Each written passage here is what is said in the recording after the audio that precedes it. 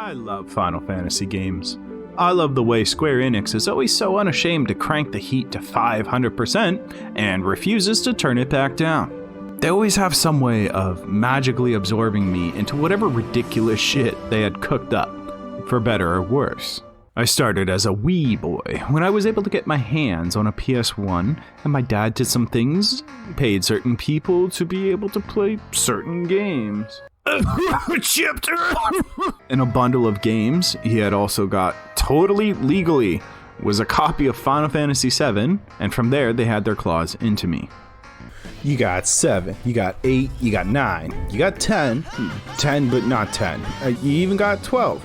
Hell, I even played 11 a bit, when online gaming really took off there for a while. All of those, I have fond memories of dumping 40 hours into each one, and I think I only beat about 2 of them.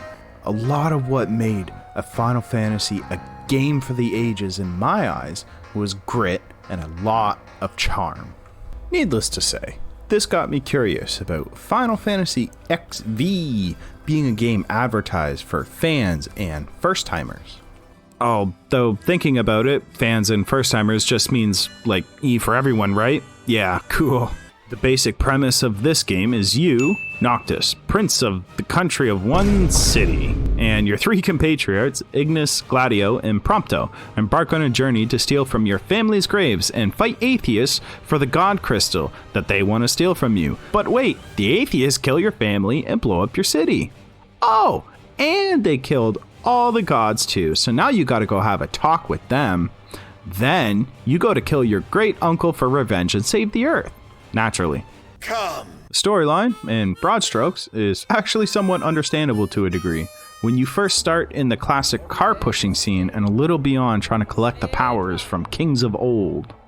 It's when the story starts to progress and every storyline interaction from there has to be a heart-wrenching moment or an epic plot twist McFuckery.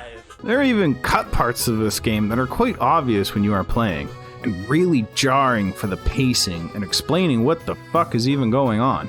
Gladio straight up leaves at one point and comes back a whole chapter later, and he just goes, "You should see the other guy." Yes, Gladio. I would have loved that. I later found out after the fact that Square Enix had retconned their movie into the storyline to try and make it make 7% more sense. But all that did was make me mad, because I had to stop playing a game to go watch a movie that still didn't fucking help. This was clearly a 400-hour story cut down to 40. And even after 10 years of making this, Square Boys over there still making DLC content years later to try and cover the holes in the gaping fucking mess. But in all fairness, the boss battles and QTE sequences were all jolly good times. Even if, in retrospect, scratching a god's hand might have not been the most effective way of fighting him, they don't really get to telling you much about the NSYNC boys here. Just some reunion announcement tour or some shit. You want details, then go find some anime about this. Or shit, was it 2? Their dynamic plays very organically and doesn't feel forced in most senses. Hell, at times I could even feel myself around that campfire with them, just relaxing after a huge day of battles like, holy shit, dude, did you see that turtle? The graphics. Yes, the visuals of this are, just simply put, amazing, and even hold up against most games coming out still to this day. When you say quadruple A game, this is the kind of shit I expect from your game. The animations and environments are just absolutely stunning. Every detail has been painstakingly brought to life, even if you only see things once. Passengers, on your left you will see Altisa, a lifelike city recreation of Venice. Make sure you get a good look. What? Done that quest? Okay, goodbye. It was blasting me into so much development, I never got the chance to sit back in my chair and think, wow, this section here could probably use some touching up. Even running on my first gen PS4, don't judge, this shit looks so good. It actually made me hungry a couple times just looking at Ignis's meal. Look at the nudes!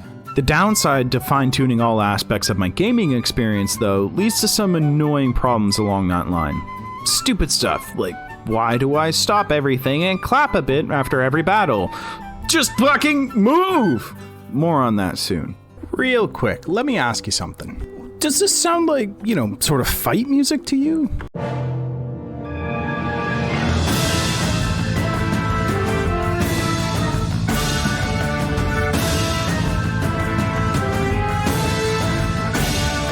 No, you big dummy. It's their fishing minigame, of course. So, whoever made this soundtrack totally went insane.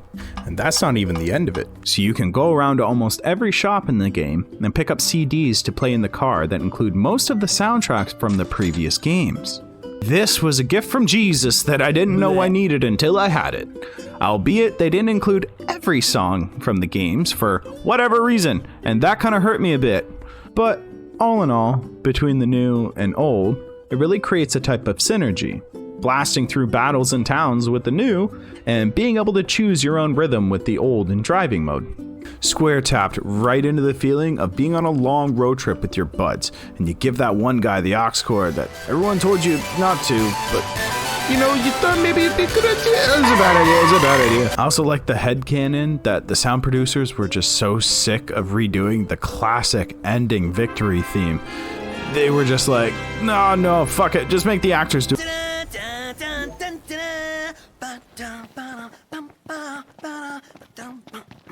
Now, I only lightly touched on some of the annoyances that you'll definitely stumble into while playing this, but oh man. With all that out of the way, I think it's time. Let's talk shop. Gameplay. Final Fantasy XV gameplay is like the stunted child of the Kingdom Hearts series. It tries so hard to make all of your movement flow and feel nice, but everything gets caught up in animation, leaving it feeling stiff as hell. You got a sweet playing card, bro. The camera placement in this just makes me want to die in a hole. So many times I was just lost as fuck in the bushes or sucking right on this fire giant dick, trying to figure out if I'm actually damaging him or not. This part straight up jump scared the shit out of me, but I definitely don't think that's what they were intended there. The combat is an action RPG style, which is great when you are switching between weapons or zapping the enemies and pulling off combo points and looking stylish as hell. But those moments are rare because they make you sweat for those. Cheap ass enemy placements, one-shot kill enemies, even right in the starting zones. Levels that don't matter, but somehow they do. I'm twice this beast level, why the fuck am I struggling? Armigers, the dead granddad's weapons, are neat, but I guess when health is already in short supply, I didn't want to use them because I'm fighting fucking World War VIII over here. I'm draining my potions left and right, just trying to keep myself alive in this bish. Plus, elixirs have become more of a hot topic than I had ever dreamed would ever happen. And, oh yeah, did I mention? Your max health constantly depletes, like, for no fucking reason. Magic seems like it wants to be a bigger deal than I let it be on my playthrough, mostly because for some god-given reason, friendly fire is turned on, and you can't miss your allies, even by accident. Summons don't help either, because they will only save you from helpless animals in the wild, appear at random, and I shit you not on that. I think at some point the developers knew that there was going to be no way to functionally balance the game fully, so they went ahead and added in the Lucii ring. Or as I call it, the fuck you ring. Imp, fuck you. Giant, fuck you. Max level turtle, yeah, fuck you. There are so many goddamn side quests everywhere that you don't need to worry about getting stuck on just one part.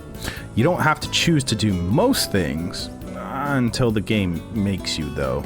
You can go explore, get gear, and level, and come back when you're ready to just pound that shit. And you will probably get lost into something else along the way anyways. Except, in the last 10 hours of boring ass hallway crawling. In conclusion, this game tries way too hard to push the envelope in every aspect, but it's still both fun and relaxing. Even with all that, it's still a great game to play, as long as you can shut down the fact that, 10 years without the sun, you gotta make it make sense to me, man. Come on. The ambition is endearing, but may have overshot, and thinking this would be accessible to just anyone. Fans of the series would like this. I did. But it would be a stretch to say first-timers would get that same enjoyment. But who knows? Just like how they got me with Final Fantasy VII, I'm sure the new generation of gamers will have 15 to look back with fond memories just the same.